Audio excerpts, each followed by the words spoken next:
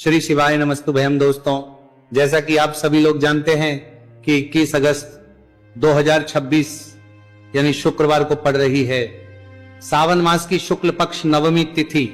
और दोस्तों, यह वह तिथि है जो सावन मास में पड़ने वाली सबसे बड़ी तिथि है, क्योंकि यह शुक्रवार के दिन पड़ रही है और इसका बहुत ही बड़ा और विशेष महत्व होता है।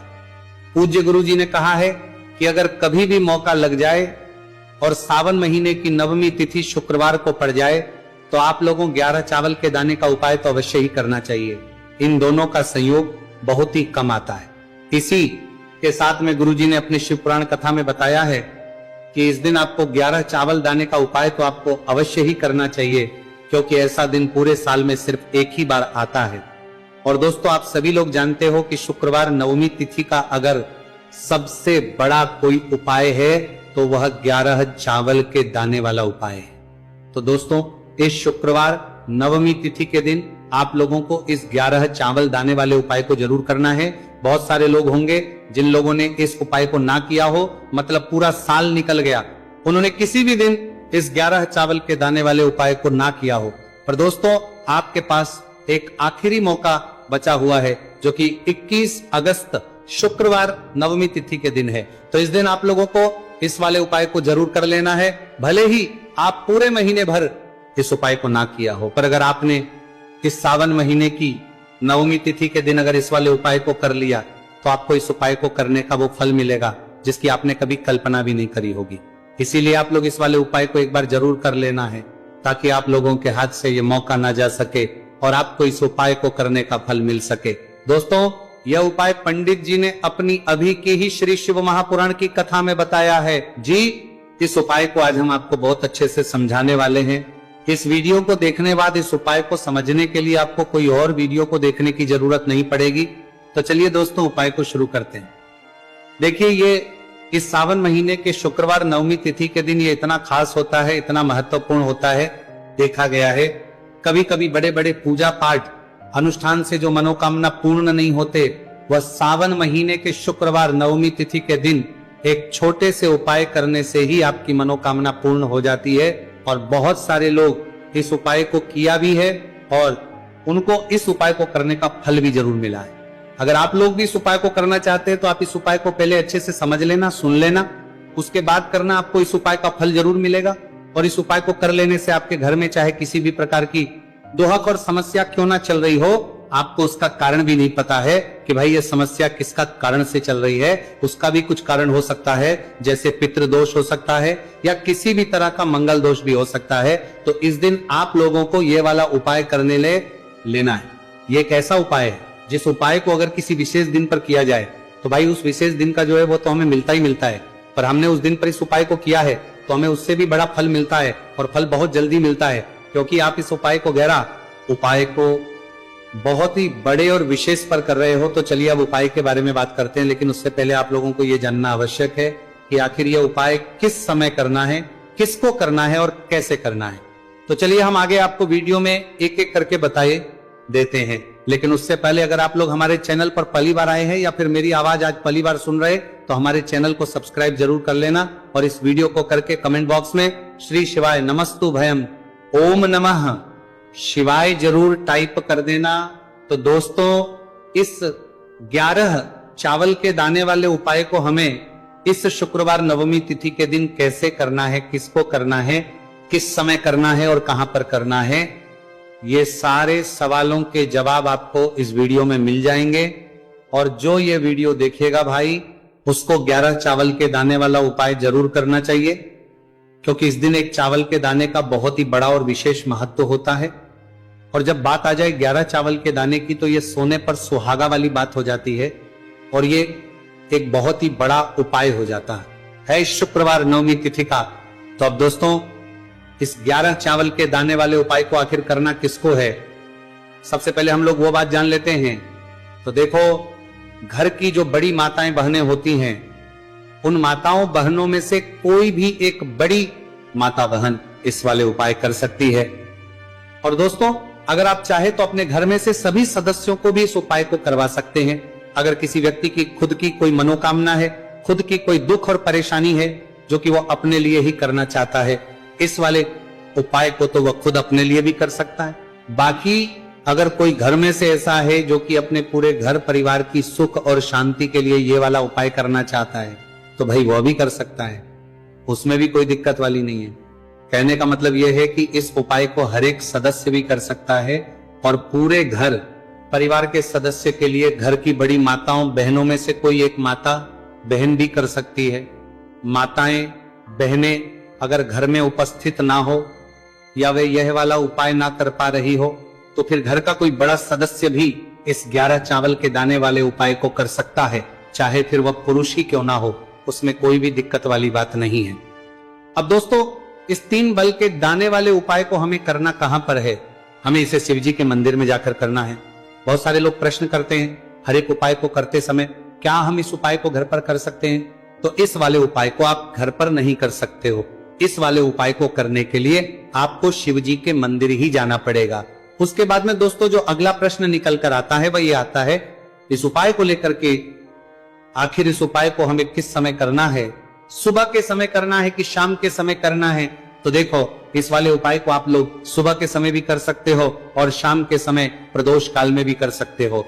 अब अगर आप पूछो कि भाई सबसे उत्तम समय कौन सा रहेगा इस 31 चावल के दाने वाले उपाय को करने का, तो हम आपसे बस यही कहेंगे कि इस उपाय को आप सुबह के समय करेंगे तो ज्यादा बेहतर होगा। बाकी अगर प्रदोष काल शाम के समय भी करेंगे तो भी अच्छा होगा, उसमें कोई भी दिक्कत वाली बात नहीं है। तो अब दोस्तों अगली सबसे बड़ी और महत्वपूर्ण बात आती है, वह ये आती है कि सुबह अगर हम उपाय को करेंगे तो हमें कितने बजे से लेकर कितने बजे तक के बीच में करना है, और शाम के समय प्रदोष काल में करेंगे तो हमें कितने बजे से लेकर कितने बजे के बीच में करना है। तो देखो, सुबह जितनी जल्दी हो सके आप उपाय को करने की कोशिश करना। बाकी अगर किसी कारणवश लेट भी हो जाओ, देर भी हो जाए, तो 10 या 11 बजे तक भी आप उपाय कर लेना, पर 12 बजे से ज्यादा देरी ना हो। ठीक है, इस बात का ध्यान रखना। उसके बाद में दोस्तों अगर शाम के समय प्रदोष काल की बात करें, प्रदोष काल का जो समय है होता है वो शाम के 6 बजे से शुरू हो जाता है। मतलब शाम के 6 बजे से लेकर 7 बजे के बीच का जो समय होता है, ये समय प्रदोष काल का समय होता है। पर अभी जो मौसम चल रहा है, इस मौसम में जो है शाम बहुत देरी से होती है, तो आप इस उपाय को 7 या 8 बजे के बीच में भी कर सकते हो। मतलब शाम के 6 बजे से 8 बजे के बीच में आप कभी भी इस वाले उपाय को कर सकते हो, उसमें कोई भी दिक्कत वाली बात नहीं है। अब दोस्तों यहाँ पर इस उपाय को लेकर एक और सबसे बड़ी बात यह निकल कर आती है कि इस 11 चावल के दानों को हमें लेना कहां से होता है, और हमें इस उपाय को करने के साथ में क्या और कुछ भी सामग्री ऐसी होती है जो शिवजी के मंदिर लेकर जानी पड़ रहती है। तो देखो यहाँ पर हम आपको बता दें, सबसे पहले आप लोग ये जान लो कि ये जो 3 चावल के दाने वाला उपाय है, सिर्फ और सिर्फ आप उपाय की सामग्री लेकर कभी भी शिवजी के मंदिर मत जाना, क्योंकि हमें भगवान के सामने ये नहीं दर्शा है कि अगर हम भगवान शिवजी के मंदिर आए हैं तो अपने फायदे के लिए आए। तो इसलिए जो भी पूजन सामग्री है, उपाय सामग्री है 11 चावल के दाने, इसके साथ में आपको पूजन सामग्री भी जरूर लेकर जाना है। देखो, अगर सुबह के समय उपाय कर रहे हो तो सीधी सी बात है, 1 लोटा जल तो आप लेकर जाओगे ही जाओगे। वही 1 लोटा जल अगर मिट्टी का जल हो तो बहुत अच्छा रहेगा। मिट्टी का जल कैसे बनाता है, इसके लिए हमने पहले से बहुत सारी वीडियोस बना दी है आपके पास। इस दिन एक आखिरी मौका रहेगा, मिट्टी का जल शिवजी पर चढ़ने का और उपाय को करने का बहुत बड़ा आपको इस दिन फल मिलेगा। तो इसीलिए इस दिन हो सके तो भाई मिट्टी का जल चढ़ाना, तो अपने साथ में कम से कम 1 लोटा जल तो आपको लेकर जाना ही जाना है। अगर मिट्टी का जल नहीं है तो घर का जल भी आप इस्तेमाल कर सकते हो। इसके अलावा जो भी पूजन सामग्री है, देखो 11 के दाने ये अलग आपके रहेंगे और जो आपकी पूजन सामग्री रहेगी वो अलग रहेगी। पूजन सामग्री में आप जो भी चीज लेकर जाना चाहे वो लेकर जा सकते हैं, एक बेलपत्र भी लेकर जा सकते हैं, उसमें कोई भी दिक्कत वाली बात नहीं है। वहीं अगर हम बात करें शाम के समय की, तो शाम के समय शिवजी पर जल नहीं चढ़ता है, इसीलिए शाम के समय आप लोग एक दीपक तैयार कर लें जो कि गोल तीखा आटे का, शुद्ध देसी गाय का घी का होगा, है ना। इस बात का आप लोगों को ध्यान रखना है। और इस दीपक को आपको घर से जलाकर नहीं लेकर जाना है, भगवान शिवजी के मंदिर में जाकर ही जलाना है। इस बात का भी आप लोगों को ध्यान रखना है। अब दोस्तों यहाँ पर हमें इस बात को समझना है कि ये 11 चावल के दाने हमें लेना कहां से है। क्या हमें दुकान से लेकर आना है, या हमें अपने घर से लेना है, या कहां से लेकर आना है, और कौन से चावल लेना है, क्योंकि चावल भी बहुत प्रकार के होते हैं।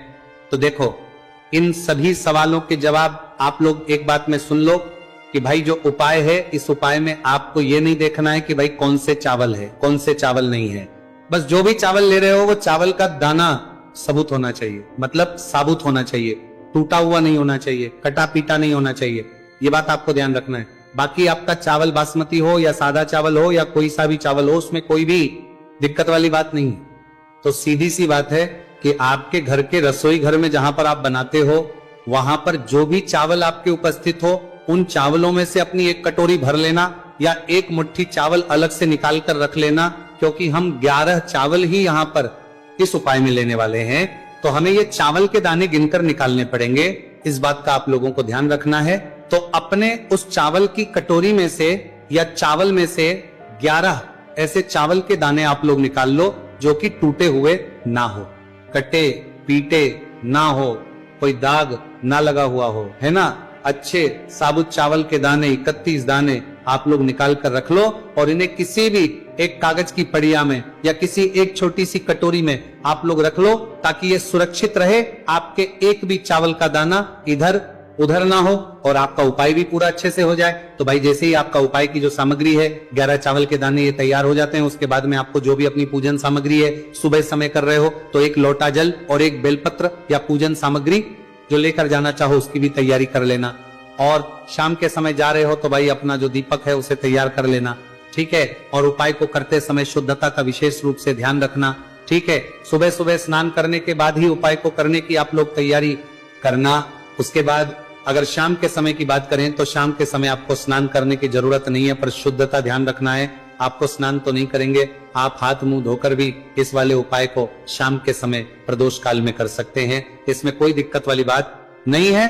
तो आप अपने उपाय की पूरी सामग्री तैयार करके आपके पास ही में जो आपका शिव मंदिर हो वहां पर पहुंच जाइए। सबसे पहले शिव मंदिर में जाकर आप लोगों को उपाय नहीं करना है, पहले भगवान के दर्शन करना है, भगवान से आशीर्वाद प्राप्त करना है, फिर शिव जी की शिवलिंग के पास में आना है। शिवलिंग के पास में आने के बाद जो पूजन सामग्री लेकर आए हुए हैं, जैसे कि सुबह गए हुए होंगे तो एक लोटा जल और जो भी पूजन सामग्री लेकर आए हैं आप उनसे भगवान शिव जी की पूजन कीजिए। सबसे पहले तो एक लोटा जल ही चढ़ेगा, फिर आपको एक बेलपत्र श्री शिवाय नमस्तु भयम का जाप करते हुए शिवलिंग पर चढ़ा देना है। उसके बाद में आपकी पूजन सामग्री चढ़ेगी। उसके बाद में अगर दोस्तों शाम के समय अगर आप इस उपाय को कर रहे हो तो अपने साथ कम से कम एक जो दीपक है गोलबाती का, जो आप अपने साथ में लेकर गए हो, उस दीपक को मंदिर में जाकर अपनी माचिस से जलाना है और उस दीपक को शिवलिंग के पास में रखना है, ठीक है। इस दीपक को रखने के बाद ही आप लोगों को अपना ये वाला उपाय शुरू करना है और दीपक को ज्यादा पास में मत रखना, वैसे भी गर्मी पड़ रही है, भगवान शिव जी को आंच नहीं लगनी चाहिए, है ना। तो भाई जैसे ही आपकी पूजा अर्चना हो जाती है, आप भगवान शिव जी को प्रसन्न कर लेते हैं, उसके बाद शिवलिंग के पास ही में आप कहीं पर बैठ जाइए, सामने या आसपास जिस जगह पर आपको बैठना हो वहां पर बैठ जाइए और अपने वो 11 चावल के दाने अपने सामने निकाल कर रख लीजिए, क्योंकि अब यहाँ पर उपाय को यहाँ पर करने की आपको तैयारी करना है। और इस तरीके से जब आप उपाय करेंगे, पूजन सामग्री जाने के बाद, पूजन अर्चना करने के बाद, तो आपको उपाय का फल बहुत जल्दी और बहुत होकर मिलेगा। तो अपने चावल के अपने सामने निकाल कर रख लेना। और ये जो उपाय है ये आपकी सीधे हाथ की हथेली से होगा, इसलिए इस बात का भी विशेष रूप से ध्यान रखना है। तो सीधे हाथ की हथेली का प्रयोग करके ही आप लोग अपना इस वाले उपाय को करना।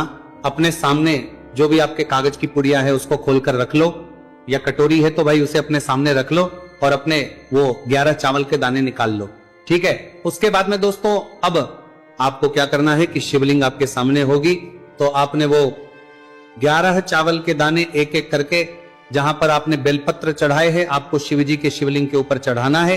कहां पर चढ़ाना है? शिवलिंग के ऊपर चढ़ाना है और कहीं पर भी नहीं चढ़ाना है। आपको अपने हथेली से तो शिवलिंग के ऊपर चढ़ाना है, भले ही फिर वो अपने आप जलाधारी पर गिर जाए, ये मतलब वहीं पर गिर जाए, उसमें कोई दिक्कत वाली बात नहीं है, पर आप चढ़ाओ शिवलिंग के ऊपर। तो आपको क्या करना है? अपना पहला चावल का दाना उठाना है, श्री शिवाय नमस्तु भयम बोलना है और शिवलिंग पर चढ़ देना है। इसी तरीके दूसरा चावल का दाना उठाए, शिवलिंग पर चढ़ना है और मंत्र बोल देना है। और फिर तीसरा चावल का दाना उठाना है, श्री शिवाय नमस्तु भयम बोलना है और चढ़ देना है। इसी प्रकार से आपको पूरे 11 चावल के दाने एक एक करके शिव जी के शिवलिंग के ऊपर चढ़ाना है और भगवान से प्रार्थना करते जाना है। मतलब प्रार्थना तो आपको आखिरी में करना है, पर हर एक चावल के दाने को चढ़ाते समय श्री शिवाय नमस्तु भयम जरूर बोलना है।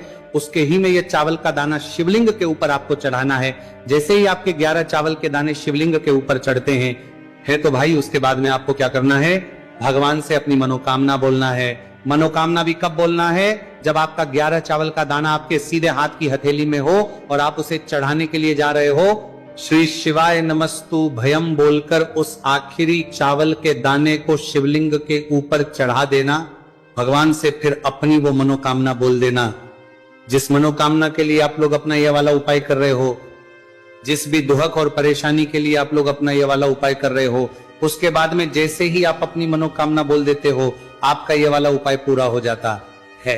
पर दोस्तों, उपाय को करने के बाद आप लोगों को 2 मिनट भगवान शिव जी के मंत्र का जाप जरूर करना है, और मंत्र का जाप करने के बाद भगवान से एक और बार करना है अपनी मनोकामना के लिए या अपनी जो भी दुख और परेशानी है उसके लिए। इसके बाद में आप लोग भगवान को देखकर, भगवान से प्रार्थना करके, उनसे आशीर्वाद लेकर वहां से उठ सकते हैं और अपने घर पर जा सकते हैं। बस दोस्तों, यहां पर ये वाला उपाय पूरा हो जाता है। इस तरीके से जो भी व्यक्ति छोटी छोटी छीं का ध्यान रखते हुए इस 11 चावल के दाने वाले उपाय को करेगा, निश्चित सी बात है उसे उसकी मनोकामना पूरी होगी और जो भी दुख और परेशानी है वह भी बहुत ही जल्दी दूर होंगे। तो दोस्तों, ये थे पूज्य गुरुजी द्वारा बताए गए कुछ बहुत ही खास उपाय। अगर आपको जानकारी अच्छी लगी हो तो वीडियो लाइक करिएगा। मिलते 12 हैं फिर एक नए वीडियो के साथ। श्री शिवाय नमस्तु भयम। मनोकामना बोलना है। मनोकामना भी कब बोलना है, जब आपका 11 चावल का दाना आपके सीधे हाथ की हथेली में हो और आप उसे चढ़ाने के लिए जा रहे हो। श्री शिवाय नमस्तु भयम बोलकर उस आखिरी चावल के दाने को शिवलिंग के ऊपर चढ़ा देना। भगवान से फिर अपनी वो मनोकामना बोल देना, जिस मनोकामना के लिए आप लोग अपना यह वाला उपाय कर रहे हो, जिस भी दुहक और परेशानी के लिए आप लोग अपना यह वाला उपाय कर रहे हो, उसके बाद में जैसे ही आप अपनी मनोकामना बोल देते हो, आपका यह वाला उपाय पूरा हो जाता है। पर दोस्तों, उपाय को करने के बाद आप लोगों को 2 मिनट भगवान शिव जी के मंत्र का जाप जरूर करना है, और मंत्र का जाप करने के बाद भगवान से एक और बार करना है अपनी मनोकामना के लिए या अपनी जो भी दुख और परेशानी है उसके लिए। इसके बाद में आप लोग भगवान को देखकर, भगवान से प्रार्थना करके, उनसे आशीर्वाद लेकर वहां से उठ सकते हैं और अपने घर पर जा सकते हैं। बस दोस्तों, यहां पर ये वाला उपाय पूरा हो जाता है। इस तरीके से जो भी व्यक्ति छोटी छोटी छीं का ध्यान रखते हुए इस 11 चावल के दाने वाले उपाय को करेगा, निश्चित सी बात है उसे उसकी मनोकामना पूरी होगी और जो भी दुख और परेशानी है वह भी बहुत ही जल्दी दूर होंगे। तो दोस्तों, ये थे पूज्य गुरुजी द्वारा बताए गए कुछ बहुत ही खास उपाय। अगर आपको जानकारी अच्छी लगी हो तो वीडियो लाइक करिएगा। मिलते 12 हैं फिर एक नए वीडियो के साथ। श्री शिवाय नमस्तु भयम।